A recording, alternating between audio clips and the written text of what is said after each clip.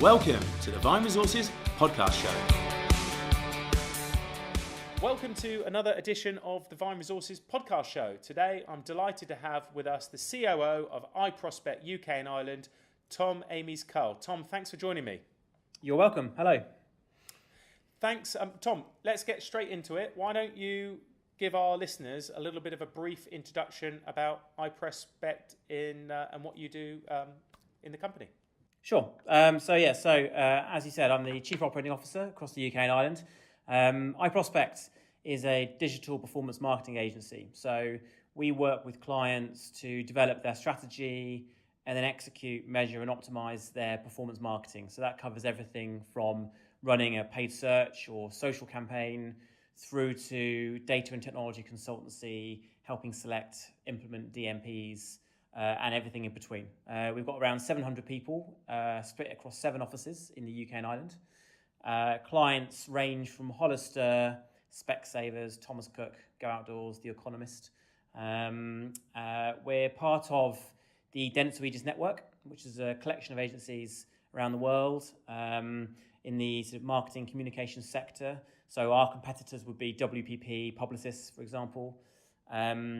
The other brands within the Derailed network, aside from iProspect, would include the likes of Cara, McGarry Bowen, Merkle, Isobar.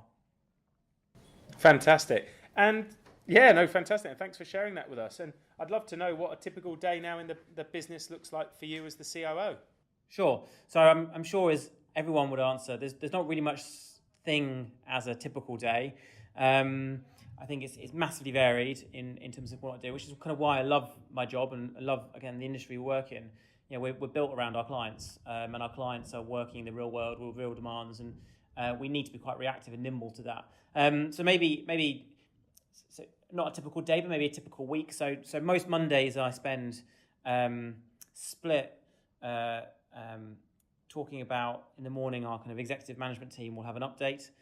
We can align on our priorities. And then I split the rest of my week predominantly between our London and Manchester offices. And then I try and get around to some of the other offices in the UK, so Leeds, Newcastle, Edinburgh, Stafford, Dublin. I think, across a kind of typical day, a typical week, I guess I normally bucket my activities into 2 halves. There's the sort of business as usual activities, so everything from one-to-ones with my direct reports, making sure we're aligned on areas such as operations, technology, resourcing and the likes. I try and get to see a couple of key clients and suppliers each week to make sure I keep up to date what's happening in the real world. Spend a lot of time with the leaders of each of our 7 offices to make sure that we develop the right collaboration between each of our centres, and then liaising with our global teams, making sure that our product and delivery is consistent for our clients that span multiple markets. And then on a more sort of ad hoc perspective, obviously the role of a COO in my view is to manage the day-to-day BAU, but also to manage projects that are re-engineering and transforming the business. And in a digital marketing business like ourselves, there's always a lot of activity going on to think about what's happening next. So at the moment, if I think about what I've been working on this week, a number of projects I'm kind of involved, such as launching a new L&D program, so learning and development program to the agency. We're upgrading some of our client reporting infrastructure, building out an AI-powered optimization engine, deploying Workfront, which is a project management platform across the agency. So they're all a few weeks to a few months long projects that I will lead or be part of a team that's leading. That will have a start and end date, but will be more focused on transforming the business in the future. And then the other kind of element, I guess, to my role that I spend quite a bit of time on is I'm also the executive sponsor for And Proud, which is our LGBT employee network. So my role there is to make sure that the steering committee of that part of our business has the right resources and the right kind of authority in the business to go and make sure that we can be a place where everyone can come to work and feel comfortable being who they are. Fantastic. Thanks for sharing that as well. I'll be interested to know if you could share perhaps, Tom, someone who's had a tremendous impact on you as a leader. Was it a mentor to you and how this person has impacted you so far?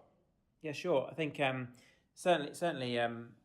I think 2 guys actually spring to mind. So partners, both in real world and in business. It's one of my first jobs in marketing actually, and They were running a large online dating website, which at the time was massively cutting edge, both in terms of the tech and also kind of how they were used socially in society. And their attitude was really special. They really truly believed anything was possible with enough determination and focus. They were called Gary and Henry, and they kind of really embodied kind of what I would class as entrepreneurship. So they started with nothing, they built a fantastic business. And I think that attitude and that approach has really stuck with me throughout my career, and that you can achieve anything mentality is something that I kind of still think back to in terms of how they would have approached the situation now. So they were a true inspiration early on in my career in terms of forming, I guess, some of my initial behaviours.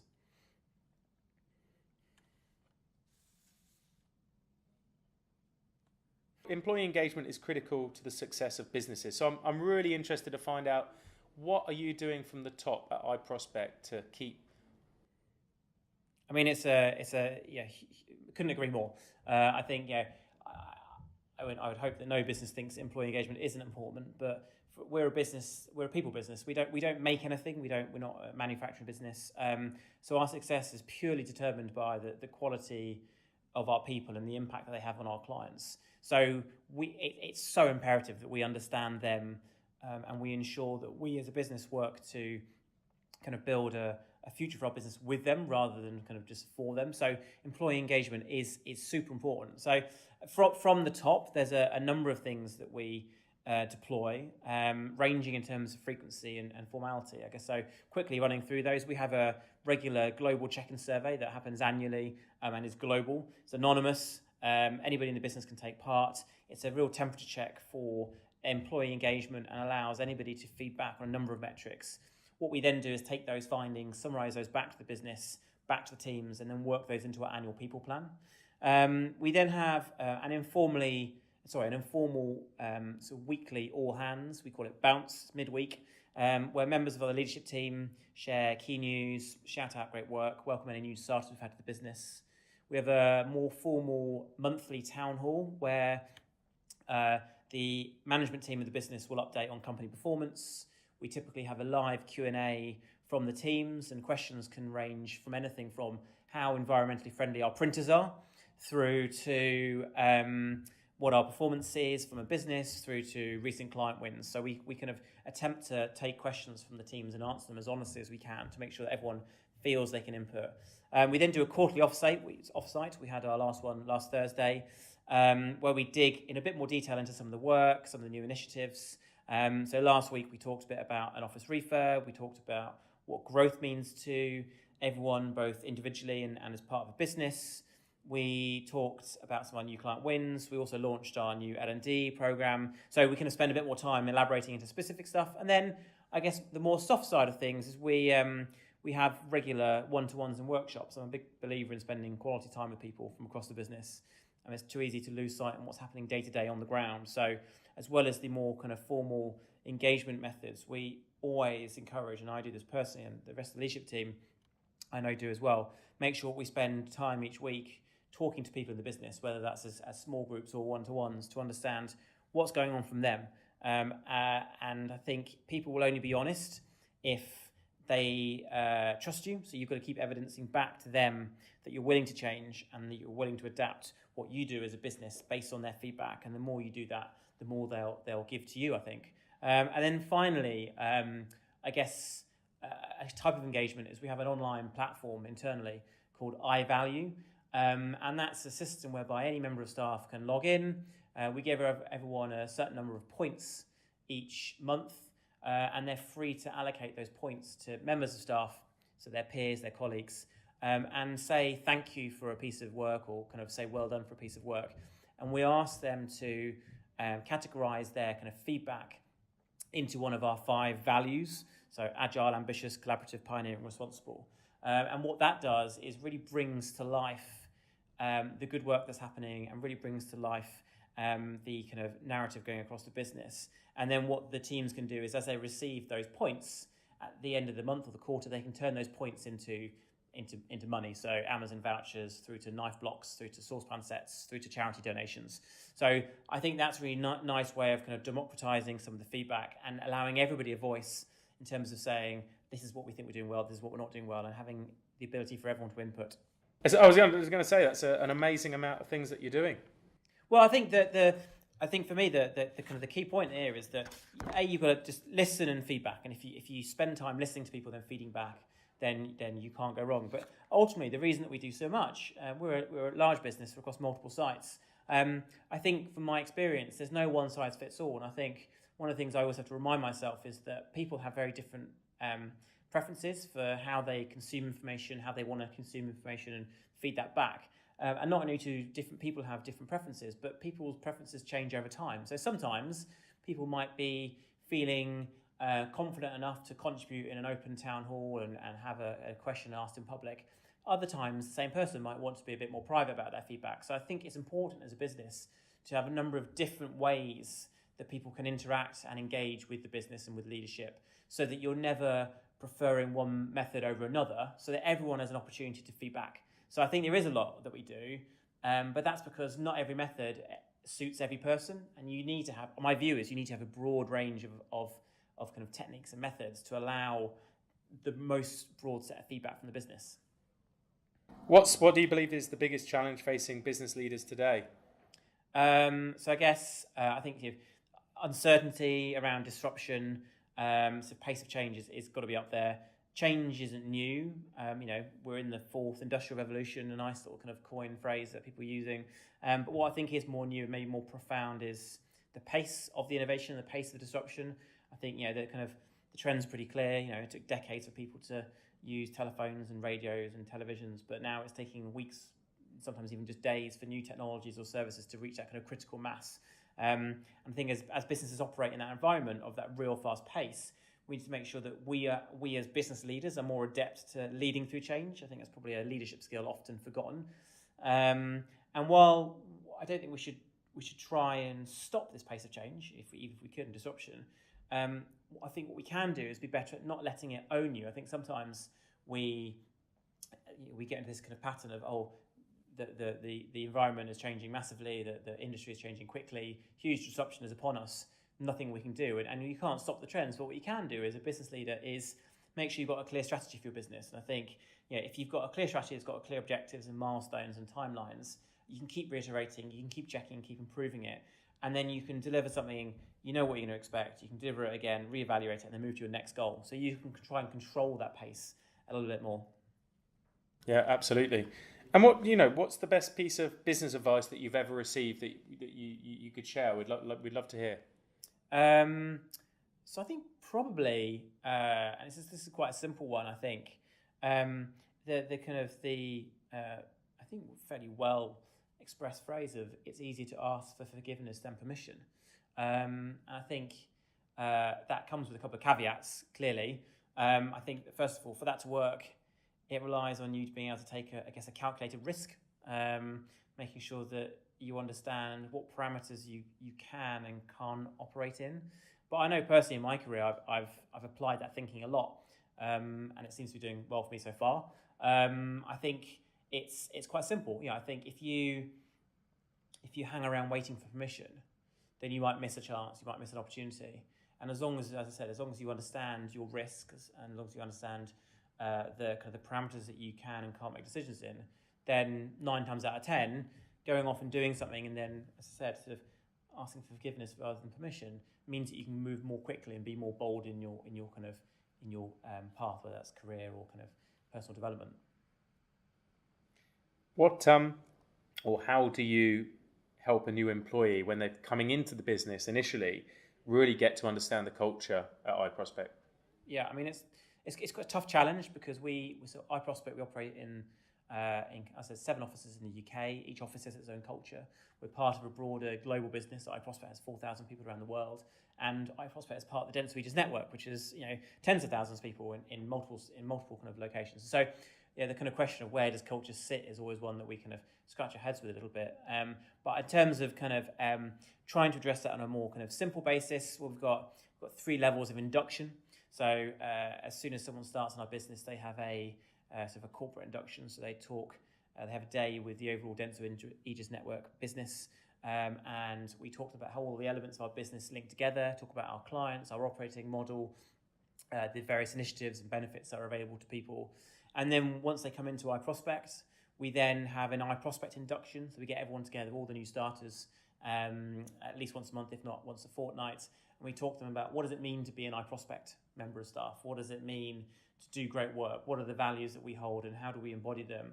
And we talk about some of the more social aspects. We talk about some of the specific ways that we work in our various locations, and that is specific to each office. So iProspect London will have an induction, iProspect Manchester will have an induction to talk about how they work in that city. And then when they go into their team, when they know who they'll be working with, which clients they'll be working on, there's normally induction there, because each of our clients, we build a kind of a relatively bespoke offering around, and we need to make sure that the team members feel inducted not only to iProspect, but to that client team. And then I guess more informally, there's the kind of the more social side. So we have events that we run as a business. We have a social club where we run social activities for members of staff to join in on. Again, we had a kind of an indoor golfing day the other day. There's also sorts of self-organised events that happen on a regular basis, cheese and wine afternoons, park walks. We had a mental health workshop the other week.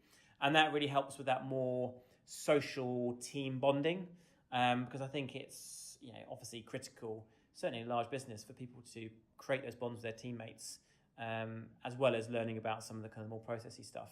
And I guess also I think maybe back to that iValue point, so our online recognition platform, I think that allows staff members to quite quickly understand what our values are and what the culture of our business is, and it really brings to life real working examples of things that people have done, which kind of illuminates our culture, I think, in a real tangible way. What's one mistake that you witness leaders making more frequently than others? So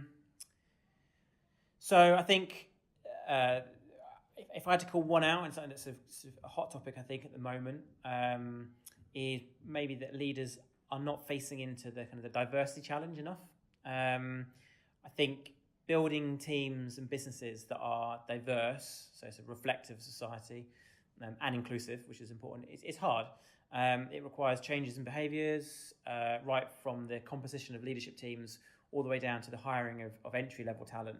And I think, for me, having a diverse and a balanced team is obviously it's the right thing to do, but I think where business leaders should really pay attention is that typically we see more diverse teams being more creative, outputting better ideas, and that generally leads to better business value for the overall organisation. There isn't an overnight fix. It's definitely a long-term investment, which makes it a challenge for business leaders. For example, we've got a program called The Code, whereby we spend time going into schools, talking to Year 9 students about the industry, our industry, hopefully sparking interest amongst young people as they're coming through, to get a different type of demographic interested into the kind of the advertising communication sector. And then we've committed that 50% of our apprentices we will then hire from schools that we've been in to talk about. But that's a long run strategy to shift the talent that we have into our industry and our business over a number of years. But you've got to start doing that today if you're going to address the diversity challenge in the future. So I think at the moment there's an issue of short-termism, which means that people are potentially not facing into the diversity challenge we have. And that ultimately isn't good for society, but isn't going to be good for business either. And I think that's a really good point as well. And I'm curious if you've seen perhaps any behaviours or traits that have derailed leaders' careers. What is the things that you've seen? I think something that personally narks me, and I've seen, if I kind of look out into the market, is what I'd maybe call executing without a strategy. So there's some great leaders out there who sort of lead the charge off into a load of tactics across an organisation, but perhaps without a clear strategy to tie it together. Or if there is a strategy, that strategy hasn't been communicated out to the people in the business. And I think I'm a big believer in empowering your staff to make their own decisions, to kind of drive their own course throughout their kind of roles and their business. But I think if you want to really harness the collective power of your people in your organisation, you need to make sure that everyone is working to an overall strategy and understands the parameters at which they can operate in to get the most out of everyone. And so where that doesn't work is when you have somebody coming in and launching 25 different tactics. No one understands the linkages between them. No one understands the cause and effect between different tactics. And then you fail, I think, to harness that power of all of your people, and you lose some of that goodwill. Absolutely. What your industry, I'm sure, is changing like many others. So at a rapid pace. But how do you see it changing in the next few years? And then on from that, how do you think it'll affect your ability to attract and hire the right people for your business? So maybe an obvious one, but I think in industry general, but certainly in the sort of advertising marketing industry, a big trend that everyone's talking about is obviously sort of artificial intelligence, automation. It's undoubtedly going to shape or reshape what we do. I think it's interesting if you read various reports, the estimates as to how much automation will impact a business varies. PwC last month we're talking about sort of 30% of British jobs being at risk. I think if there was a OECD report last week or the week before saying that actually there's near 15%. And the problem obviously with this is you don't know what you don't know. And we're talking about innovations in technology that haven't actually come to fruition yet and the impact they will have on jobs. So there's a big unknown quantity. But I think what most people are very sure on, and I would be agreeing, that the shape of what we do will change over time because of automation. I think we're a client-based business, so there's a lot of work that we do that's managing client relationships, helping them develop a strategy. Our AI will undoubtedly help with some of the tasks and the inputs to that, but we'll still need real people talking to our clients. And AI is still very far off from being able to talk creatively about kind of a marketing strategy.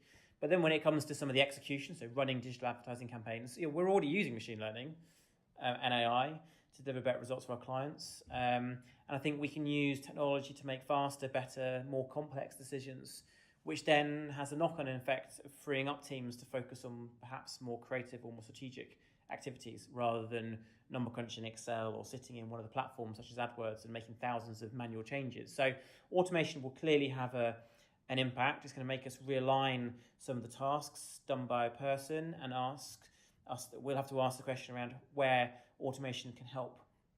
And some of those jobs will have to change. But I think I'm sort of genuinely excited about the opportunity rather than being worried. I think in terms of the talent question, the digital marketing talent pool is already stretched. It's fierce competition for best talent in the market in most of our cities we operate in the UK, if not all. And I think as more of our work incorporates sort of machine learning, AI, data science skills, that will further compound the issues because the industry will look to hire more data scientists, more data experts, and there's fewer of them. And that supply-demand mismatch is going to become a greater problem. So what we can't do as one single business is offset that supply and demand mismatch completely, certainly not in the short term. Things that we would look to do, though, is upskill existing people where we can, helping them to perhaps pick up coding skills, for example. So we're looking at running coding clubs for teams so they can understand and build new skills so that we can hopefully kind of augment that talent market a little bit and reduce that challenge. But there undoubtedly will be a greater need for businesses to hire data experts, and that will have a challenge on the talent market. So the talent market will get harder until we fix some of these things more structurally at kind of school, college and university level. And there's a lot of work that needs to be done by industry, but also by kind of government and the kind of education sector. Fantastic. I really appreciate that. And look, Tom, if you were starting out again and wanted to give your 20-year-old self advice, what's just one thing that you would tell yourself now looking back in hindsight? So I think probably I would keep it quite simple, which is be more decisive and procrastinate less. I think I often find myself procrastinating over a decision when there's quite a clear outcome or quite a clear option. And I think quite a good discipline to get into is understanding which of those decisions you can make quickly and move on, clearly there'll be some decisions that need proper consideration and that you should procrastinate on. But I think I often have to remind myself, for the smaller decisions that can be made quicker, be more decisive. That gives you far more time to then think about some of the bigger questions that you might need to ponder. Lovely. Yep, that's really great as well. Great advice for anyone listening. Tom, thank you so much for sharing that with us. What's the best way for people if they want to connect with you, reach out to you, yourself directly or iProspect? What's the best way they can do that? Sure. The kind of simplest thing to remember probably is a Twitter handle. So that's quite simple. That's at Tom Cull. So TOMCULL. Obviously on LinkedIn, etc. if anyone wants to look me up. But Twitter's the shortest and simplest way to get hold of me. Fantastic. Well, look, Tom, thanks so much for joining us, and thanks very much for your time. No problem. Thank you very much.